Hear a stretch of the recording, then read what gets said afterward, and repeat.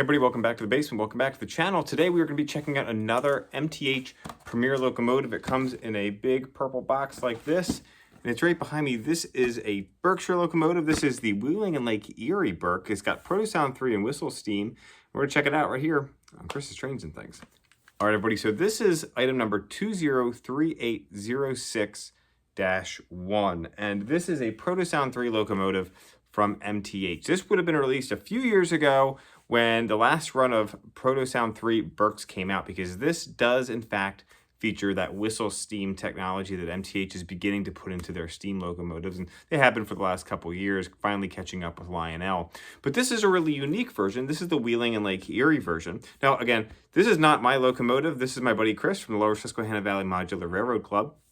I have a couple Wheeling and Lake Erie SD40-2s that I started collecting after visiting my friend Jason up in Detroit. We were heading to Stockyard Express, past the Wheeling Guard, and saw a couple of the SD40-2s there. Got back to his house that night and ordered one from Pat's Trains. He had one left from a long time ago. And then Mr. Muffin had a custom run SD40-2 that was still taking pre-orders, so I pre-ordered one of those, and that's how I got the two of those. It's a really cool railroad, and so I kind of enjoyed collecting it, and so it was really fitting when Chris called me and said, hey, I just picked up this Wheeling Lake Erie Berk in a trade for some Rail King engines. Do you want to do a video of it on your channel? And of course I said yes, because I wanted to share it with all of you. So let's go ahead and dive in a little bit closer. We're not going to go into the history of the Berk or the Wheeling Lake Erie so much as just checking out this awesome model and running it around the layout. So let's get a little closer. All right, so here we go. A little bit of a closer look of this locomotive. Now, like I said, it's a few years old. It was purchased by another club member from a collection, and then my buddy Chris traded some older Rail King engines that he had from his collection for years to another club member, and was able to acquire this locomotive. Now, this is a Berkshire steam locomotive, so it is a 2-8-4 wheel arrangement. The Berk is famous for the Polar Express. Nickel Plate Road 765 is also a Berkshire locomotive. So really, really popular, kind of a classic steam engine look. I think next to the Hudson, this is probably the most recognizable type of steam locomotive. Now, the Wheeling and Lake Erie is a really cool railroad in Ohio and Western PA. But again, we're not going to get too much into that. This locomotive does feature stack steam and whistle steam, which is over on the other side. The steam is filled from the steam dome here. So this piece pops out, and then you can fill the separate smoke unit from there. It features LED lighting as well. We've got a speaker in the tender with a simulated coal load there. It's a pretty long locomotive. At about 26 inches in length, it does require 054 curves. And with that those big four drive wheels, you do need to have some nice flat track. If you've got any sort of misalignments or anything like that, it could pop off the track. So just be aware of that.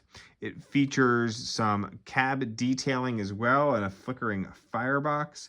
It has lots of add-on detailing, including some grab irons, lots of piping detail, all those really fine details that we've come to expect from MTH.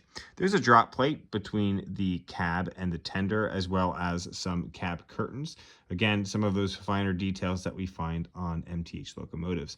The tender itself features some chains and some really detailed trucks, which is always nice. I love the white walls on this locomotive, which just really make it pop and stand out. So we're going to go ahead, we're going to run this around the layout. We're going to run it with some steam era freight and a Wheeling Lake Erie caboose from MTH will be pulling up the rear. I don't have any other Wheeling steam era freight cars, so we're just going to have a kind of a mix of some old steam era stuff for us today. So a fun one here. Let's go ahead and run this around the layout. Be sure to stay tuned for the end of this episode for our viewer mail segment.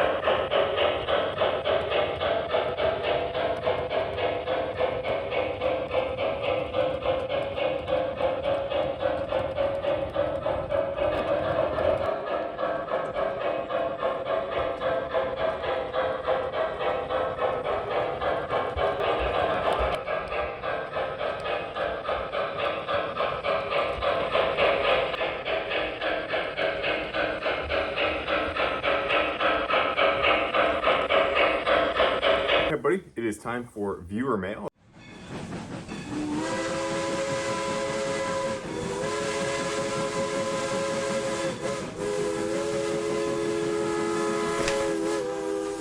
Obviously cut at a different time because I am dressed up and ready for work. It's still dark outside. You can see in the window there. So it is early in the morning here, but I've got some comments that we wanted to respond to. So on one of my latest videos on the MTH Premier Mercado, I had 2 comments, one from Roger and one from William that you'll see here.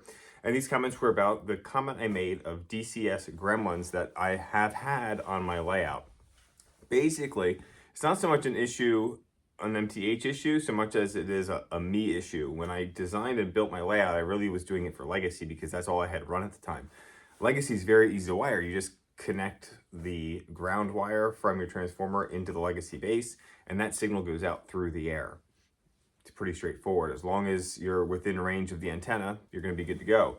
DCS is a signal that actually runs through the track. So you have to connect the TIU, the track interface unit, to the ground and the power side of your track, and then that signal goes through your track. And if you follow the MTH schematics on how you should wire it, I believe they tell you to use a star design. So you have your TIU in the middle, and then you have maybe a branches of wiring that comes out and goes out to different parts of your layout for different power drops.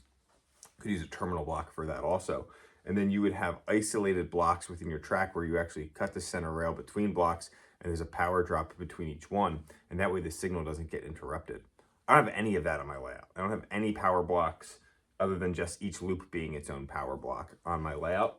And I don't have enough power drops either. I've got a few on each loop, and I've got a lot of track here, but I actually don't have a whole lot of power issues, so I didn't add more until I started running MTH and realized that the signal's not great in the back area of the layout and so on and so forth.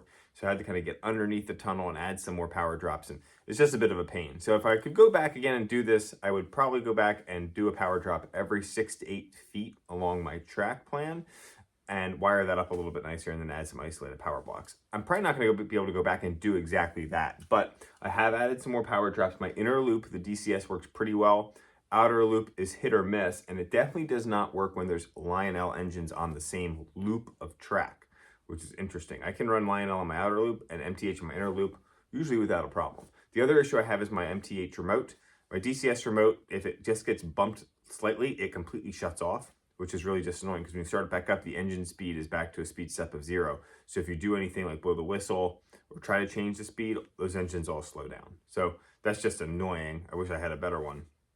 I do have the WTIU on order, hoping that maybe that'll put out a better signal. The TIU that I have is an old Proto 2 one, so it could be the fact that it's just an old TIU.